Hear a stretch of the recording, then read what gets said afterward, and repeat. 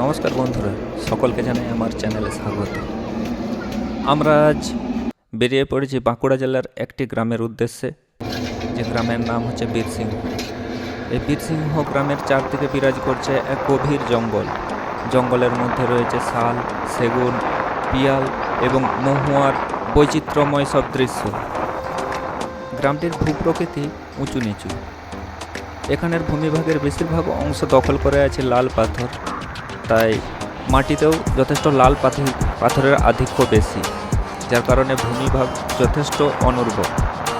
আর এই অনুর্বর জমির কারণেই এখানের কৃষিকাজ তেমন ভালো হয় না, যার জন্য এখানে গড়ে উঠেছে বিভিন্ন প্রকারের কুটির শিল্প, যেমন হচ্ছে রেশম শিল্প, রেশমের কাপড় তৈরি, মাদুলি শিল্প, জঙ্গলের পাতা এনে পাতা শিল্প, তাছাড়া পশুপালন। তো আমরা আজকে দেখতে যাব এই বিশেষ একটি সম্প্রদায়ের মানুষ যারা তৈরি করে মাদুলি। এই মাদুলি তৈরির ইতিবৃত্ত, কীভাবে তৈরি হয়, কোথায় বিক্রি হয়, সমস্ত আজকে আমরা জেনে নিতে পারব। বলতে বলতেই আমরা এসে গেলাম বীরসিংহ গ্রামের মধ্যে। এখানটা একটা বাজারের মতো, বাজারের পরেই শুরু হচ্ছে গ্রামের ঘরবাড়ি সব। আমরা এখন এক মাদুলি প্রস্তুতকারকের বাড়িতে প্রবেশ করব, চলুন।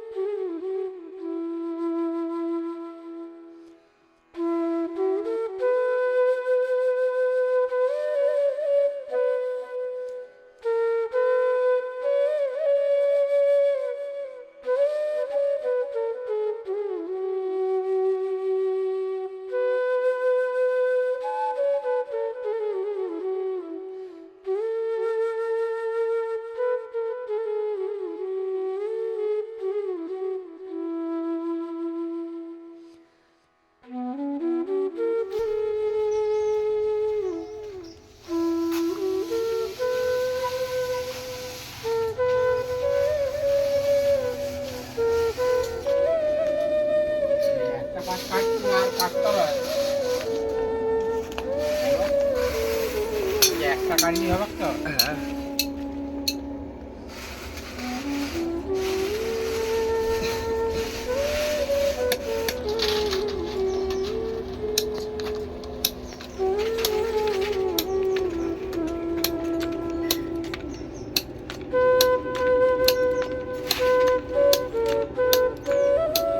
হ্যাঁ, কাকা, এই কাজটা তোমরা কতদিন ধরে করছো? বছর 30। এইটা থেকে 40 বছর। এই কাজটা থেকে মোটামুটি তোমাদের জীবিকা নির্বাহ বলতে এই কাজটা থেকেই, এই কাজটা থেকেই কোনো রকম টেনে টুনে চলছে। আচ্ছা, যদিও জিজ্ঞেস করা ঠিক নয়, মানে তবু আমি জিজ্ঞেস করি যে এটা মোটামুটি কী রকম ইনকাম হয় মাসিক যদি ধরা হয়? 4-5 হাজার। এই এত আগুনের সাথে কাজ করে মাসে মাত্র 4-5 হাজার টাকা রোজগার। আচ্ছা, এই যে মাদুলিগুলি তৈরি হচ্ছে, কাহন হিসেবে বিক্রি হয় বলতে 1280 পিসে এক কাহন। 1280 পিসে এক কাহন, তার মানে 1000-এর থেকে বেশি। আচ্ছা, এই যে এক কাহন মাদুলি তৈরি করতে মোটামুটি এক কাহনের হিসাবটা ধরা ভুল, যে পার ডে হিসাব যদি ধরা হয় কত কাহন তৈরি হয়? পার ডে এইটি সবটি ঘরে করতে গেলে এক কাহনই হবে, ওর বেশি হবে। এক কাহনই হবে। আচ্ছা, এই যে কাঁচা মাল, এই কাঁচা মাল কোথা থেকে পাওয়া যায়? কাঁচা মাল আমাদের গ্রাম থেকে এখন পাওয়া যাচ্ছে। গ্রাম থেকে এখন পাওয়া যাচ্ছে। আচ্ছা, কাঁচা মালের দাম আর পাকা মালের দাম পুরো কাঁচা মালের দাম যদি পাকা মালের দাম থেকে বাদ দেওয়া হয়, মানে আমি জানতে চাইছি কাহন প্রতি তাহলে কত থাকবে মোটামুটি আনুমানিক? ওই 120 টাকা এরকম থাকবে। 120 টাকা। তাহলে সারা দিনের রোজগার 120 টাকা। দেখুন বন্ধুরা, এই কাকা এই বয়সেও বয়স হয়ে গেছে যথেষ্টই, এই বয়সে সামান্য ওই 120 টাকা সারাদিনের পারিশ্রমিক। এইভাবে এই আগুনের কাছে এবং এই যে অসুস্থকর পরিবেশ, ধুলো ধোঁয়া, এই ধুলো ধোঁয়ার মধ্যে কীভাবে এই আগুনে পুড়ে কাজ করে মাত্র 120 টাকা সারাদিনের রোজগার। দেখুন কি ভয়ঙ্কর আগুন, ভয়ঙ্কর।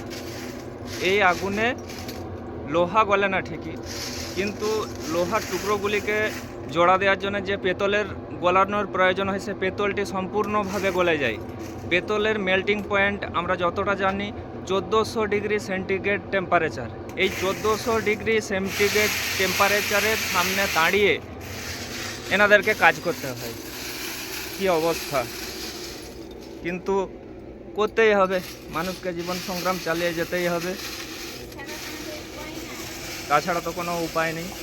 তো এই যে দেখছেন এই গোল গোল, এই গোল গোলগুলির ভেতরে আছে মাদুলি, সেগুলি আবার প্রথমে প্রোটেক্ট করা থাকে কাগজ দিয়ে। এরপর সেই গোল মাটির তালগুলির ভেতরে ভরে সেগুলিকে শুকিয়ে আগুনে এইভাবে আধা ঘন্টার উপরে পোড়াতে হয়। তারপর তৈরি হয় পেতল, গলে রঙও হয়ে যাবে এবং মাদুলির বিভিন্ন পার্টগুলি জুড়ে গিয়ে তৈরি হয় এই সোনার রঙের মাদুলি, যেগুলি ক্রমাগত বিভিন্ন পর্যায়ে দেখা যায় এরপর থেকে পালিশ এবং পালিশ থেকে বাজারজাত হতে থাকে।